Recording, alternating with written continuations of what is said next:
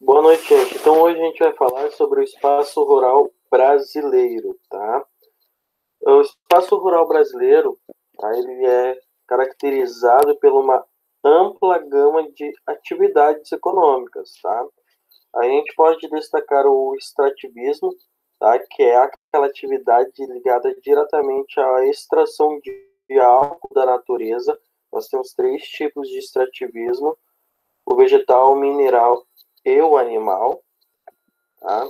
O extrativismo animal ele é praticado pela pesca, pela caça, enquanto o extrativismo mineral ele é a extração de minérios através da mineração, do garimpo, e o extrativismo vegetal é a extração de madeira, frutas nativas, entre outras coisas. Tá? A gente encontra também no espaço rural brasileiro uma atividade muito importante para a economia do país, que é a pecuária, tá? Que é um conjunto de práticas e técnicas voltadas ao que? A criação de animais para fins comerciais. Então, eu crio animais com o objetivo, então, de vender o que eu vou tirar dele, como a carne, como couro, por exemplo. Tá? No Brasil está relacionado principalmente à criação de bovinos, tem mais gado no Brasil do que pessoas, mas também podemos citar outras criações, como as de ovinos, caprinos, os galináceos, que são as galinhas e os frangos, temos equinos, cavalos, bufalinos, que são os búfalos. Aí ela é dividida em intensiva e extensiva, essa pecuária. A intensiva, geralmente, a forma de produção ela envolve mais a questão tecnológica, ela tem mais tecnologia empregada, tem um acompanhamento maior do rebanho. Tá? Os animais, eles, como está escrito aqui, são confinados, ou seja, eles são mantidos numa área menor e presos, tá? Qual é a vantagem disso? Esses animais eles vão engordar mais rapidamente, eles vão ter menos circulação, então a carne será de melhor qualidade, no sentido que a dureza dessa carne ela será uma carne mais macia, tá? Que basicamente é uma imagem que mostra o confinamento do gado. A pecuária extensiva é aquela pecuária tradicional, aquela pecuária que o gado é criado solto no pasto, onde ele demora mais tempo para engordar, ele caminha bastante, ele vai ter uma carne de menor qualidade. Tá? Ele, quando comparado à pecuária intensiva, tá? A carne sim realmente tem uma qualidade menor. Tá? As técnicas utilizadas são mais simples, lógico, né? Para reduzir o quê? Custo da produção. Tá? Basicamente, como aqui no Rio Grande do Sul são algumas fazendas da região dos Campos de Cima da Serra, muito comum encontrar nessa região o gado solto, atravessando a rua. Tá? Você fica observando quando tu passa, uma pessoa estranha, né? Agricultura.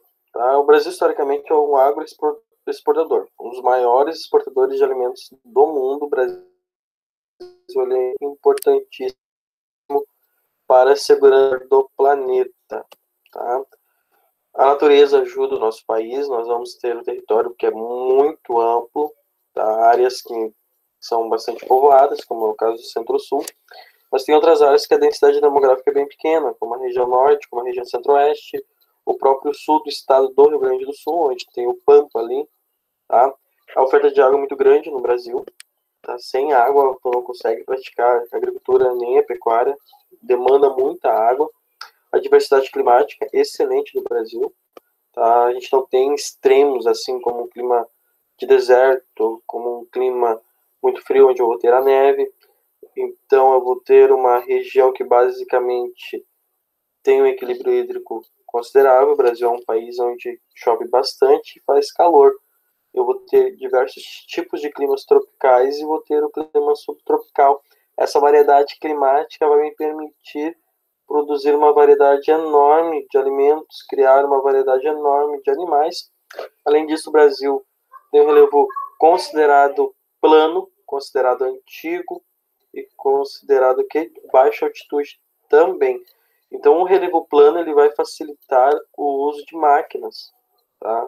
O uso da agricultura moderna. E os solos brasileiros são muito diversos. Nós temos o solo massapê lá no Nordeste, nós temos o solo de terra roxa em São Paulo, que na verdade é um solo vermelho, que em vermelho em italiano se chama rosso. ou roça, tá? É roxo, acho que é roxo, tá? E a gente já chamou de roxo, tá?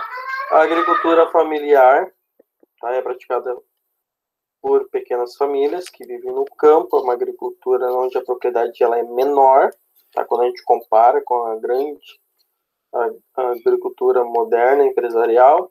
A agricultura de subsistência é bastante praticada, ela tem uma relação ali com a agricultura familiar, geralmente ela é agricultura familiar também. Aquela que o agricultor pratica para a sua produção no sentido que consumo, ele vai consumir esse alimento, certo? É a sobrevivência dele que está em jogo.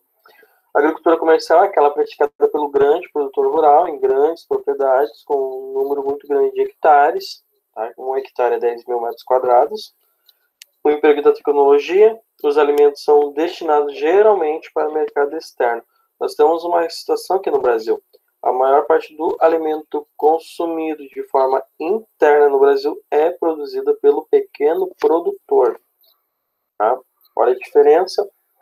Grande campo, uso de máquinas, fertilizantes, pesticidas, herbicidas, o que a gente vai chamar de agrotóxicos. A estrutura fundiária é a forma com que a estrutura está distribuída. O que eu estou dizendo disso? Como as propriedades estão distribuídas no Brasil. Tá? Historicamente, da forma que o Brasil foi colonizado, o valor da terra, a estrutura fundiária do Brasil é muito desigual. Tá? É o passado colonial do Brasil. A modernização do campo causou desemprego, que provocou o êxodo rural e muitas pessoas saíram do campo e foram viver na cidade. Tá?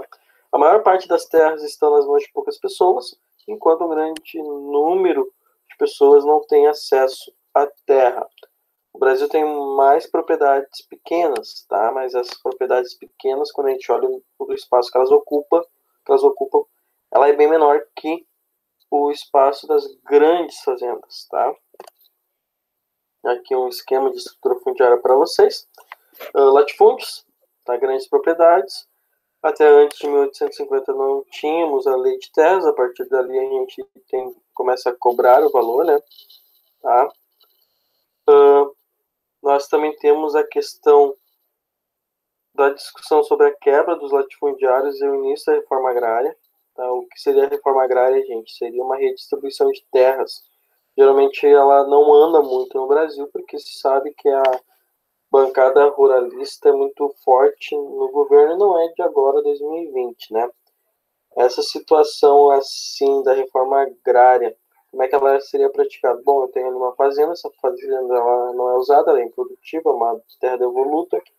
Eu vou lá, o governo pega essa terra, indeniza ali o proprietário e redistribui para as pessoas. Tá?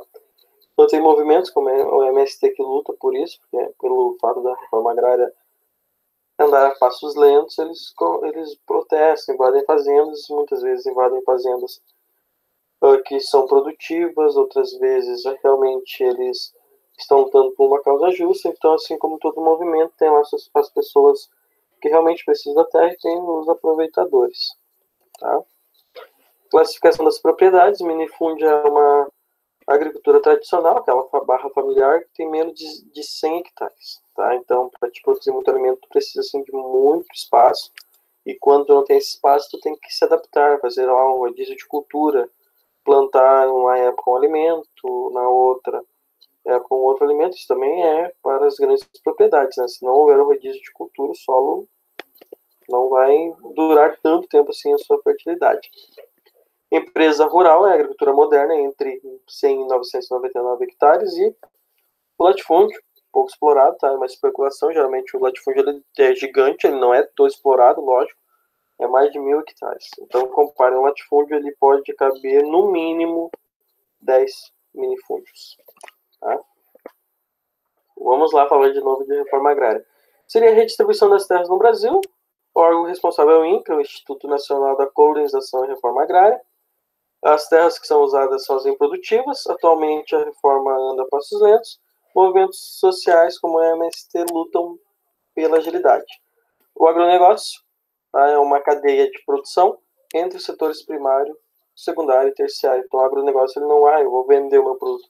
Não, ele cuida desde a produção dele lá no campo a industrialização dele, empacotamento, essas coisas todas na agroindústria, e depois para o comerciante, enfim, até chegar à população. Nós temos o slogan, né? A pergunta: o agro é pop?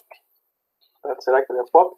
Então a Globo mostra que o agronegócio ele é pop. Então o agronegócio tem lá seu lado positivo, tem seu lado negativo.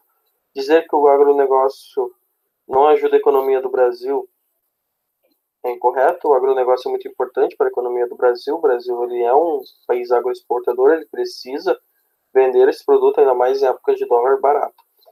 Porém, o agronegócio, como qualquer agricultura, tem lá seus impactos, lógico. Desmatamento, queimadas, poluição dos solos, poluição dos rios, tem a questão dos transgênicos, tem a questão de produzir organicamente, né? Enfim, o agronegócio ativa a economia, mas ao mesmo tempo ele causa seus impactos ambientais. Falou? Essa foi a aula de hoje. Um forte abraço, tá? E até mais, pessoal. Tudo de bom para vocês.